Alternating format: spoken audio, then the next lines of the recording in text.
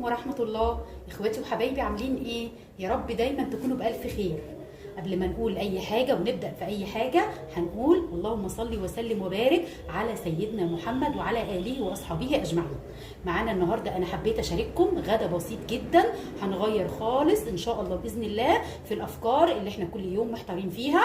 رز وطبيخ رز وطبيخ. النهاردة هنعمل طبيخ، بس هنعمل كفتة الرز طبعا كلنا عارفينها وكلنا بنعشقها. تمام، هنعمل كفته الرز بالبطاطس، دي وصفه مامتي ولو جربتوها ان شاء الله باذن الله عمركم ما هتستغنوا عنها ابدا.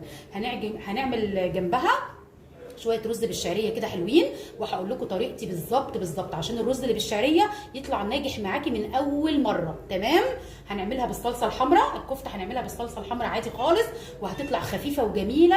والطريقه دي بصي اعتمديها معايا واحده واحده على البوتاجاز. وهنعمل جنبها ديك بلدي، هعمله معاكم مره كمان عشان المعلومه تتاكد. احنا عملناه مع بعض مره قبل كده، وصورنا الكفته مره قبل كده، بس انا ما عملتهاش لاول مره هعملها معاكم. شايفين يا حبايبي الكفته خضرة ازاي؟ الكفته دي عندي في الفريزر بقى لها حوالي 3 شهور او 4 شهور كمان، خضرة زي ما هي، ما تغيرش لونها ابدا ولا ريحتها ولا اي حاجه، علشان طريقه التفريز كويسه جدا جدا جدا. انا بفرزها زي ما هي كده لان ولادي بيحبوها معظم الوقت محمره سخنه. لو انت بتحبيها محمره سخنه فرزيها زي ما هي ان شاء الله باذن الله قريب جدا. طبعا عيد الاضحى جاي وان شاء الله باذن الله هنعمل كفته مع بعض في اسبوع العيد، وهعلمكم بالراحه واحده واحده طريقه الكفته مرز بالظبط، وهقول لكم تفرزوها ازاي مقليه وتفرزوها ازاي وهي كده. تمام، دي بقى لها 4 شهور عندي، خضره زي ما هي وريحتها زي الفل. تمام، معانا كده الكفته اهي، ومعانا حوالي نص كيلو طماطم. طبعا المقدار يرجع لك عشان انا هعمل حله صغيره، لان طبعا الكفته المرز يا جماعه من الطبيخ اللي روحه خفيفه. يعني ايه؟ يعني ما نملاش كتير، يعني ما نعملش حله كبيره، لا نعمل على قدنا، لان هي بتحب تتاكل كده من غير ايه، يعني ما تبات كتير في الدمعه يعني تستوي زياده عن اللزوم. تمام، معانا هنا نص كيلو طماطم، طبعا يرجع لك خالص الكميه، ومعانا بصلايه صغيره، وهنحط للكفته ملح وفلفل فقط لا غير.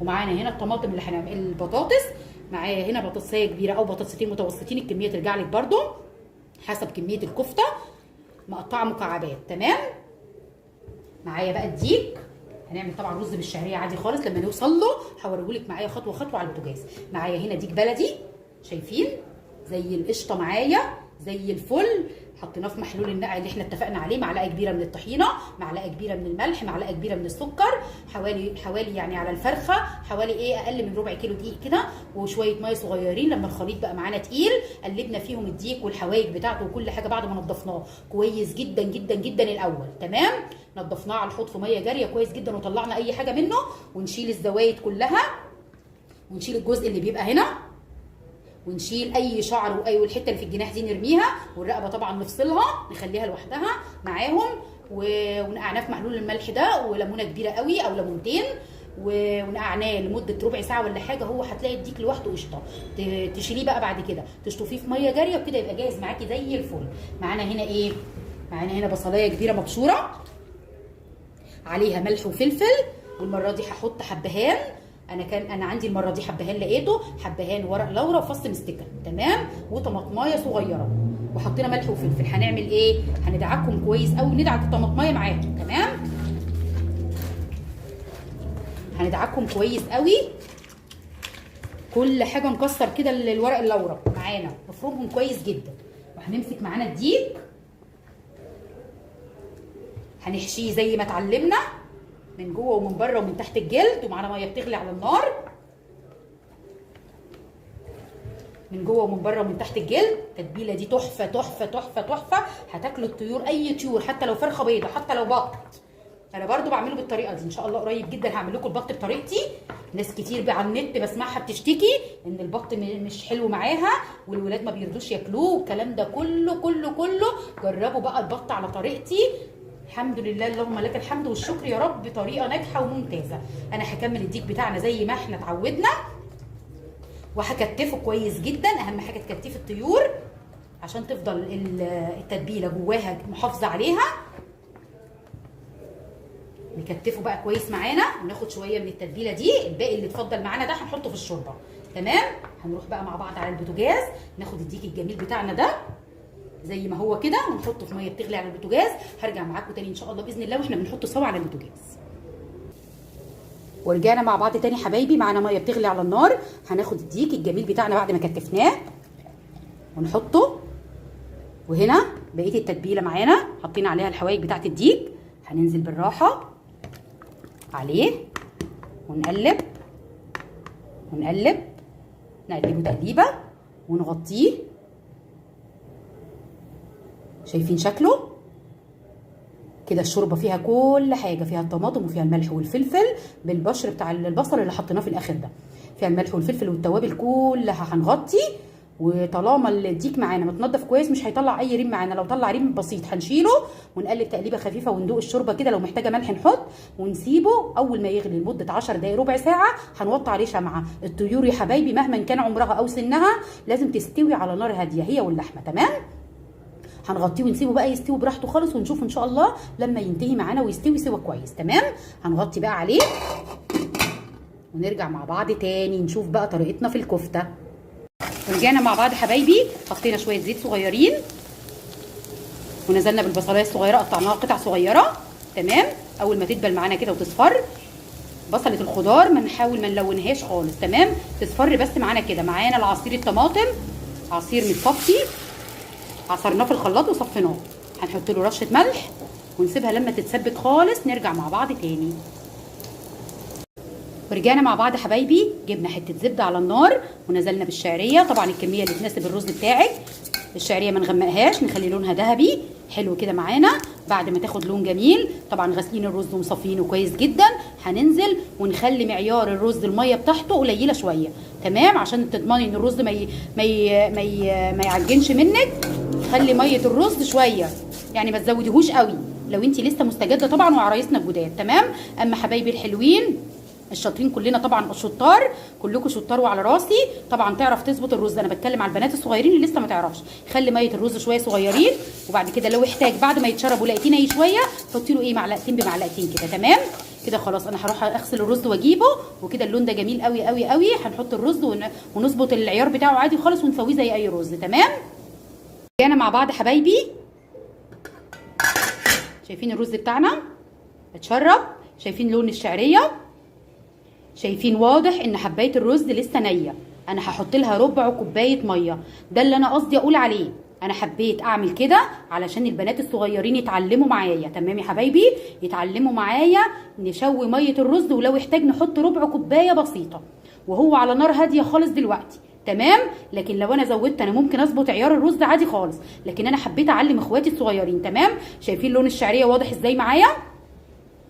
شايفين لون الشعريه جميل جدا اهو، عشان اللقطه الاولانيه كانت ظالمه اللون.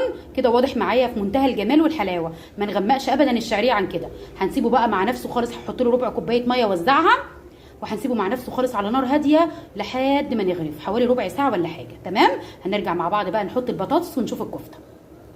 ورجعنا مع بعض حبايبي بعد ما سبكنا الصلصه بتاعتنا. غليت غلوتين حلوين اهي. لازم البطاطس تنزل على صلصه بتغلي، مش صلصه بارده. تمام؟ وصلصه متسبكه. هننزل بالبطاطس وهنغطي دلوقتي. احنا ظابطين الملح بتاعنا، وهنسيب البطاطس تاخد نص سوا زي ما اتفقنا. وبعد ما تاخد نص سوا هننزل بالكفته ورشه فلفل اسود وفص ثوم كبير مهروس. تمام؟ وكده يبقى طبخنا خلص. وهنرجع مع بعض برده نشوف. ورجعنا مع بعض تاني حبايبي.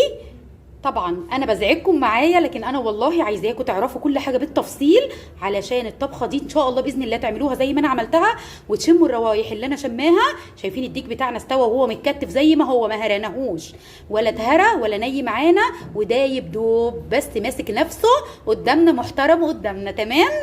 هنسيبه يبرد شويه صغيرين، وبعد كده زي ما انت عايزه تدهنيه زبده وتدخليه تحت الشوايه، عايزه تحطيه في طاسه فيها زيت وزبده زي ما انا هعمل وهحمره على كذا جنب. عايزه عندك فرن كهرباء تدخليه فيه براحتك خالص. انا هحمره، وطبعا خلاص هو كده استوى، والرز معانا موطيين عليه شمعه، والبطاطس معانا بتستوي. اول ما تاخد 3/4 سوا هحط الكفته واحط لها رشه فلفل اسود زي ما قلت وفص ثوم واحد ويستوي معانا، ونشوف اكلنا كله في التقديم. رجعنا تاني مع بعض حبايب قلبي، وده شكل اكلنا النهائي. طبعا بيتحدث عن نفسه. شايفين الجمال والحلاوه؟ انا اديتكم كل التكات وكل الاسرار، وده تغيير تماما في سفرتك. اعملي الوجبه دي لو عندك كفته في التلاجة اعمليها، لو ما عندكيش ممكن تعمليها ببطاطس بس عادي خالص، برده هتطلع جميله جدا جدا جدا. كفايه ان انت من ايديكي، وكفايه ان انت عملتيها لاسرتك وزوجك واولادك بكل حب. انا عرفت عرايسنا الجداد تكات معينه كده، والديك طبعا طبعا طبعا البطل. الرز بتاعنا عايزه اوريه لكم، شايفين مفرفر جدا، شايفين ولا اي حاجه فيه. لون الشعريه ممتاز، ما تغمقيش ابدا الشعريه بتاعت الرز، تمام. ونزلي عليها الرز اللي انت غسلاه ومصفياه وشوحيه تشويحه واحده، وانزلي بالميه، وبعد كده رشه الملح بتاعتك، اظبطي ملحك وخلي الميه شويه يا دوبك يكون الرز باين.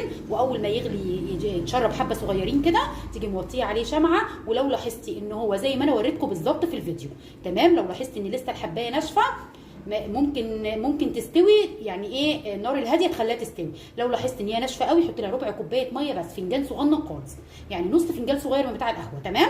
رشيه على الوش كده ووطي عليه، وهو البخار مع بق الميه ده هيسوي الرز بتاعك ويطلع مفلفل وتحفه. واعملي الكفته بطريقتي دي، مش هتندمي ابدا.